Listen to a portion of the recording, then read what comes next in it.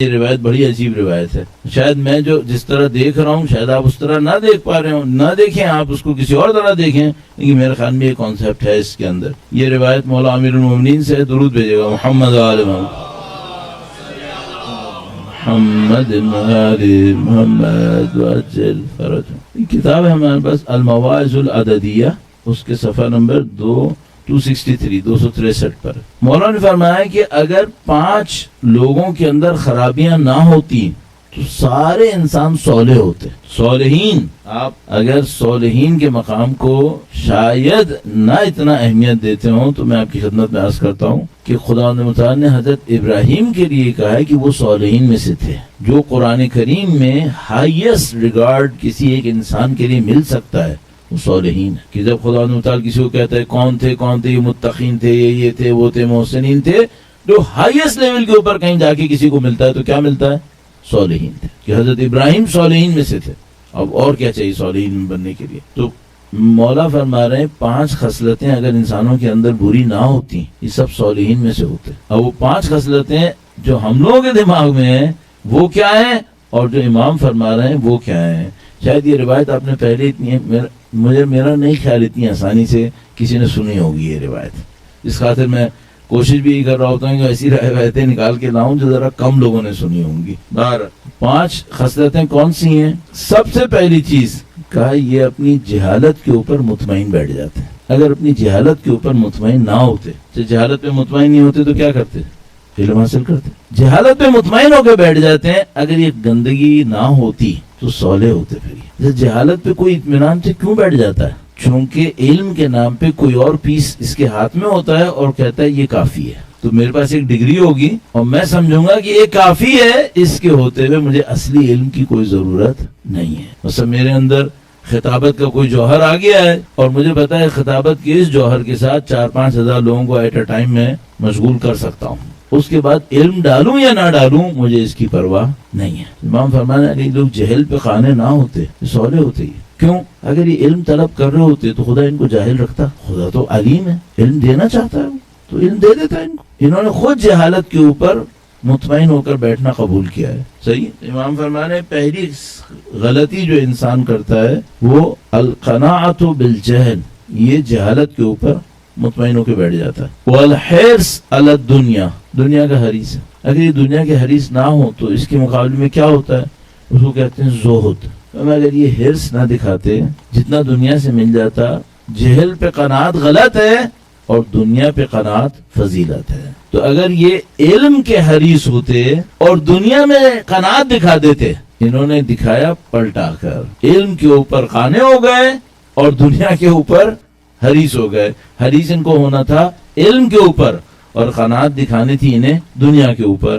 انہوں نے کوالٹی تو لے لی لیکن جس جگہ پہ استعمال کیا وہ غلط جگہ تھی، غلط جگہ تھی. اب مثال کے طور پر یہ جو پلاننگ کرتے ہیں، بعض اوقات میں پلاننگز دیکھتا ہوں تو مجھے شرم آنے لگتی ہے. کیا ماشاءاللہ ایک ایک چیز سوچ رہے ہیں، یہ کیا ہوگا، وہ کیا ہوگا، یہ آدمی انسان سوچتا ہے کاش اس کا 50% نہیں، اس کا 20% دین کے لیے پلان کر لیتے تو اس سے بہتر ہو جاتا. دنیا کے اوپر وہ پلاننگ ہے جس کا کیا پوچھے نہیں آپ.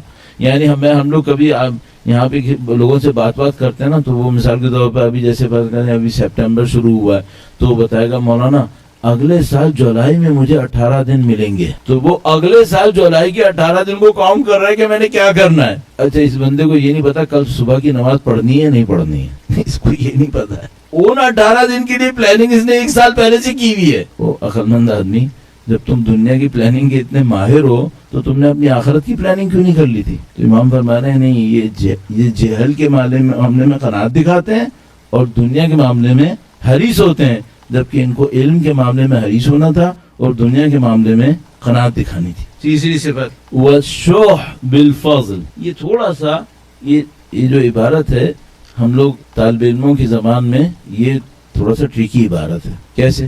شوہ کا مطلب ہوتا ہے کنجوسی اور فضل کا مطلب ہوتا ہے زیادہ ہونا. تو مطلب کیا نکالوں؟ الشوہ بالفضل.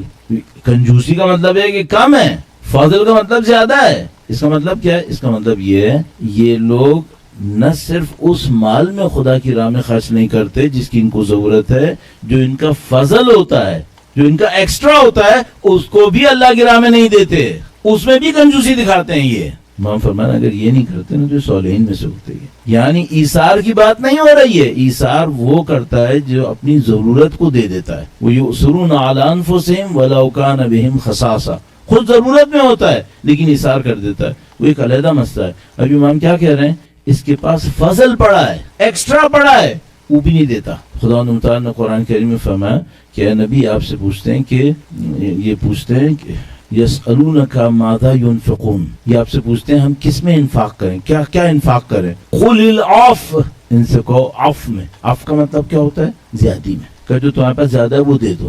امام فرمائے ان کے پاس زیادہ ہوتا ہے اس میں بھی کنجوسی کرتے ہیں. یہ کیوں کنجوسی کرتے ہیں، یہ کہتے ہیں کہ شاید کوئی ضرورت پڑ جائے. اچھا وہ شاید کی ضرورت کے لیے کتنا جمع کیا ہے، اتنا جمع کیا ہے بعض اوقات کے جو اپنی ضرورت سے بھی بہت زیادہ ہے، اس میں بھی کنجوسی کرتے ہیں.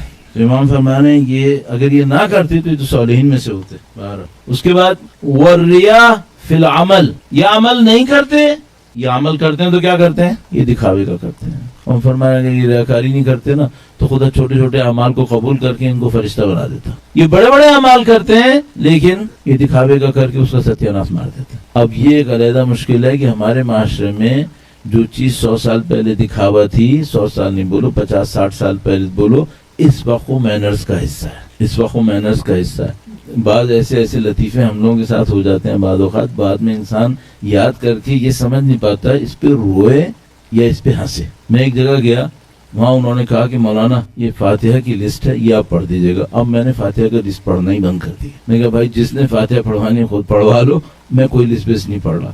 میں نے فاتحہ کی لسٹ پڑھ دی تو انہوں نے پڑھ دی. تو اس کی کچھ دیر کے بعد وہ جب مجلس ختم ہو گئی دوبارہ آفس میں گئے تو اس نے کہا مولانا معاملہ خراب ہو گیا. میں نے کہا کیا ہوا؟ کہنے لگا مولانا آپ نے ایک مرحوم کا تلفظ غلط بول دیا. تو میں نے کہا اس سے کیا ہوا؟ کہنے لگا وہ کھڑا ہے کہ میں نے چندہ دیا تھا، مولانا تلفظ غلط بول دیا. تو میں نے کہا تم فاتحہ پہ بھی پیسے کماتے ہو؟ تو پھر اس کو خیال آیا کہ اس نے غلط جگہ اعتراف کر لیا. تم فاتحہ پہ بھی پیسے کماتے ہو؟ کہنے لگا مولانا 200 روپے ہوتے ایک فاتحہ کے. اب مجھے سمجھ میں نہیں آتا اس کو یاد کر کے ہنسوں یا روؤں، کیا کروں. تو میں نے اس سے کہا کہ 200 روپے ایک فاتحہ کے. نہیں 5 آدمی کے نام ڈال سکتے ہیں آپ 200 روپے میں. بہت شکریہ، ڈسکاؤنٹ دے دیا آپ نے، اچھا کر دیا. یہ دین ہے، دین ایسے چلتا ہے. پھر ریاکاری کیا ہوتی ہے بھائی، دکھاوا کیسے کہتے ہیں. یہ ہو رہا ہے. امام فرمایا کہ تم یہ نہیں کرتے نا تو صالحین میں سے ہوتے، خدا تمہارے ایک ایک فاتحہ کو قبول کر لیتا. ابھی بڑے بڑے کام کرتے ہو، قبول نہیں ہو پا رہے، اثر نہیں ہو پا رہا. کیوں نہیں ہو رہا؟ یہ جو کام چل رہے ہیں ساتھ، اس کے ساتھ کیسے اثر ہوگا. آخری بات والاعجاب بالرائے، ایک اوپینین دیتا ہے، اب کہتا ہے میں مرد ہوں، ایک دفعہ جو کہہ دیا ہو گیا. بھائی قرآن کے خلاف ہے. نہیں جو میں نے کہہ دیا بس وہ صحیح ہے. اعجاب بالرائے، اپنے اوپینین کے اوپر اڑ گیا ہے اور کہتا ہے مردانگی یہی ہے کہ اب میں نے چینج نہیں کرنا ہے، جو میں نے کہہ دیا بس کہہ دیا، جو میں نے کہہ دیا بس وہی صحیح ہے. امام فرمایا ایسے نہ ہوتے نا تم صالحین ہوتے. اللہ مجھے، آپ کو، ہم سب کو مولا کی اس فرمان کی روشنی میں اپنے لیے بہتری اور اصلاح کی سعادت نصیب فرمائے انشاءاللہ. درود بھیجے گا محمد و آل محمد.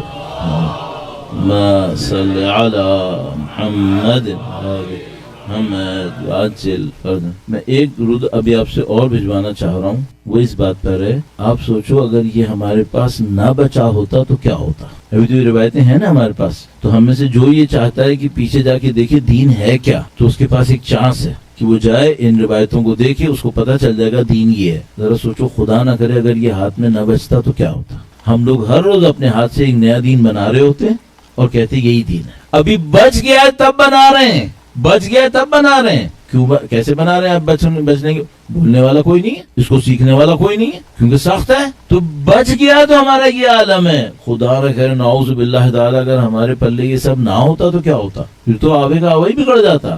یعنی آوے کا آوا تو خیر ابھی بھی کافی حد تک بگڑا ہوا ہے. ابھی ایک چانس ہے کہ کوئی یہ سمجھ سکے کہ یہ صحیح نہیں ہو رہا، پھر تو وہ بھی نہیں ہوتا، وہ بھی نہیں ہوتا. پھر اب ہمیں کرنا کیا ہے؟